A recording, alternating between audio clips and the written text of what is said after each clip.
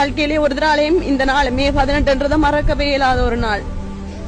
இந்த முள்ளிவாய்க்கால்ல எவ்வளவு பேர் கொண்டு குவிக்கப்பட்ட இடம், விதைக்கப்பட்ட இடம், எவ்வளவு ஊனமுற்று எவ்வளவு சொத்துக்களை எவ்வளவு உடைமைகளை இழந்த இடம் இந்த முள்ளிவாய்க்கால். இந்த முள்ளிவாய்க்கால் சாகும் வரைக்கும் இந்த முள்ளிவாய்க்கால் என்ற சொல்லு மாறவே மாறாது. இந்த முள்ளிவாய்க்கால பொறுத்த வரைக்கும் இந்த முள்ளிவாய்க்கால் கஞ்சி என்றது, இந்த முள்ளிவாய்க்கால் கஞ்சிக்காக இந்த மக்கள் எவ்வளவு பாடுபட்ட நாங்கள்.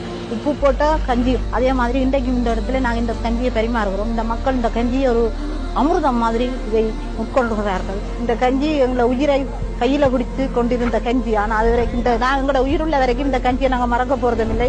இன்னும் இப்படி ஒரு மே 18 வரும், அப்போதும் நாங்கள் இந்த கஞ்சியை வழங்கி கொண்டுதான் இருப்போம். எல்லாத்தையும் தாண்டி என்னதான் இருந்தாலும் இந்த தமிழின படுகொலை நாள்ன்றது இன்று வரைக்கும் இதுக்கான சரியான ஒரு நியாயம் கிடைக்காதுதான் சரியான கவலையா இருக்கு. கடைசி வரைக்குமே இது கிடைக்காம போயிடும். இப்பவாவது இதுக்கான ஒரு நீதியை கிடைக்கணும்ன்றதுதான் எங்களோட ஆசை.